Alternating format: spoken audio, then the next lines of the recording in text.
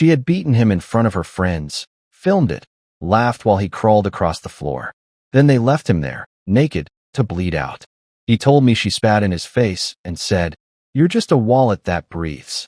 I never thought I'd have to tell this story. Not because it isn't worth telling. Oh, it is. But because it haunts me to this day. My name is Marcus Ellison. I'm 53 years old, and for most of my life, my best friend was Daniel Whitaker, a man who once had it all and then threw it away for a mirage in lipstick and lies.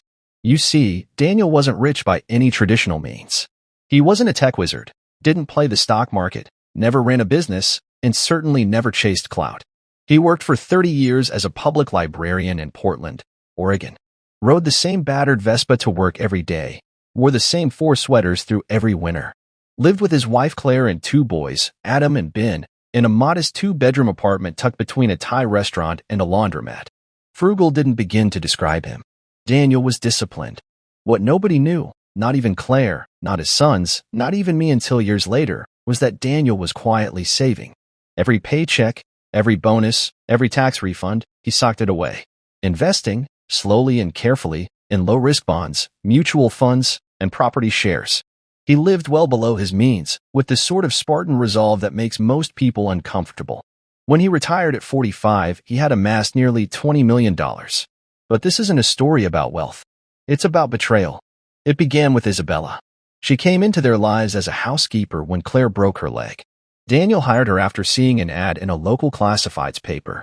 Young, exotic, strikingly beautiful in that dangerous way that turns heads but sets off subconscious alarms. Her past was murky, her English broken. Claire disliked her from the beginning. Said she was too familiar, too flirtatious. The boys felt it too. But Daniel, he was enchanted. It started small. She would brush past him in the hallway a little too closely. Her hand would linger on his shoulder a beat too long when passing the dishes. Once, when Claire was asleep in the bedroom after taking her pain medication, Isabella made tea for just him. She sat beside him on the living room floor, barefoot, talking about dreams she never chased and men who never stayed. He told me later, her eyes were wet, but her voice was calm, dangerously calm, like she knew exactly what she was doing. He began to stay up late just to catch her wiping the counters. Then he started helping her with tasks, drying plates, folding laundry, fixing her old phone. Innocent at first, but slowly, the lines blurred. He began complimenting her, her perfume, her hair, her strong spirit. One afternoon, I stopped by unannounced. Claire was resting in the bedroom. The boys were at school. I found Daniel and Isabella in the kitchen, whispering over a pot of soup. She laughed, his laugh, and leaned against the fridge as he brushed something from her cheek. The air felt heavy. When Daniel saw me, he jumped like a boy caught cheating on a test. Said they were just talking.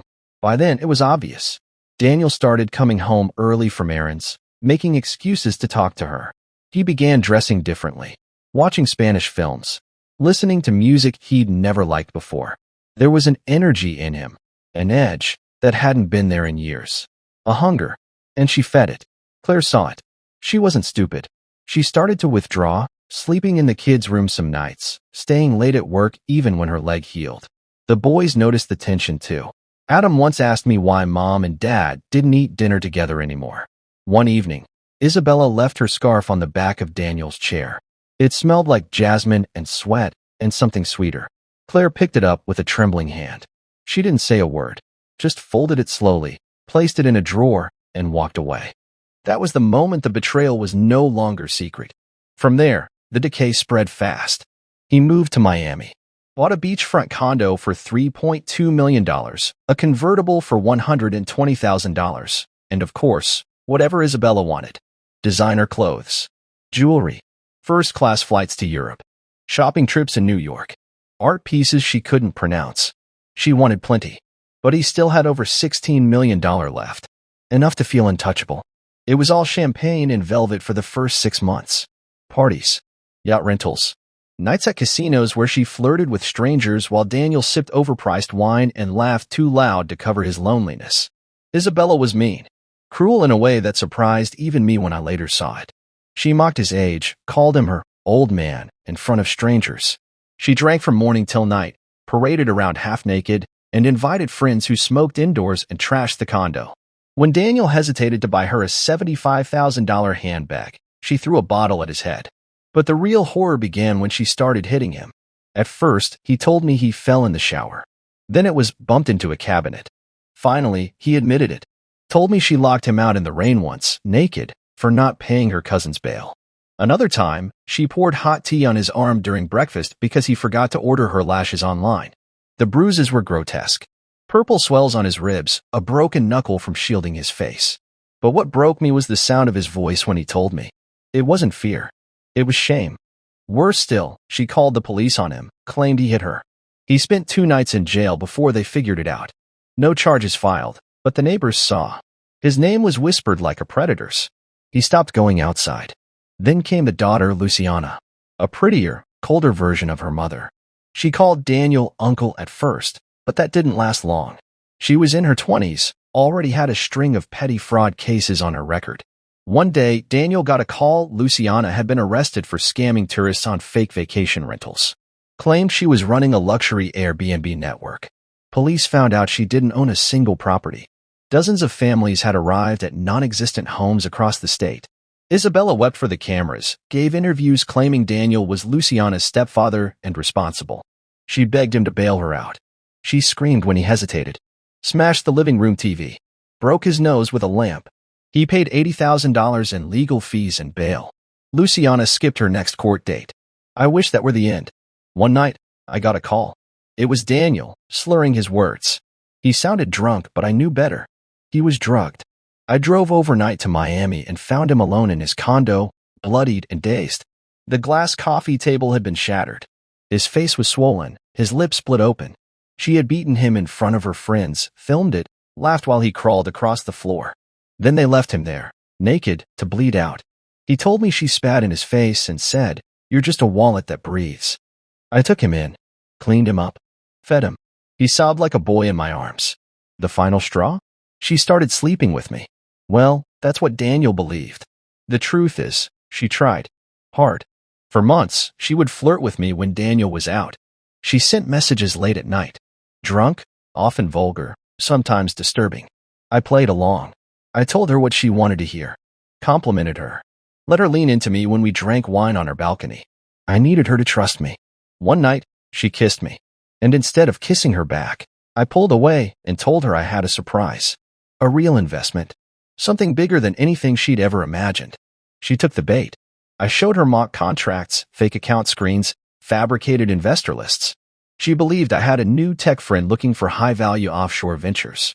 She opened up like a rose soaked in gasoline. She showed me where the money had gone. Names, numbers, screenshots. She confessed to Daniel's face once, thinking he was asleep on the couch, that she never loved him, that she would leave the moment she got her hands on everything. I had enough evidence to bury her. When the FBI showed up, Isabella tried to cry. But the surveillance footage didn't lie. She was hauled off screaming. Daniel, devastated, had just $60,000 left to his name. Everything else was gone. Condo foreclosed. Car repossessed. Luciana was found hiding in a luxury hotel in Vegas under a fake name. She'd conned a local tech entrepreneur into investing in her real estate startup. The man had lost $500,000. When arrested, she bit the arresting officer and tried to swallow a SIM card. The courtroom was packed. Daniel sat in the back, eyes hollow, watching this young woman he once defended curse at the judge. She was sentenced to 5 years without parole. Daniel called me. From a shelter. I picked him up myself. He was thin, hollow-eyed, but not broken. Not yet. We drove in silence. After some time, he whispered, "Do they hate me?" "Not as much as you deserve," I said. "But they still ask about you." We didn't speak for the rest of the ride. Claire didn't want to see him. She opened the door, nodded, and turned away.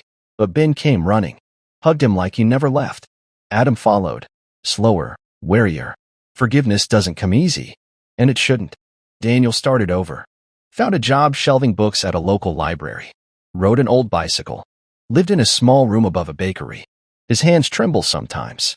He doesn't sleep much, but he's breathing. We talk once a week. He doesn't ask about Isabella. I don't bring her up. But sometimes, when the wind hits just right, I see the pain in his eyes. And I wonder, how many other men trade everything real for something that only ever existed in their own illusion? I hope this story finds someone before they make the same mistake. Daniel paid the price. So did we all. If this story kept you hooked till the end, give it a like. It tells us you want more like this. And if you're into twisted tales, betrayals, and secrets that cut deep, hit subscribe and turn on the bell. You won't want to miss what's coming next.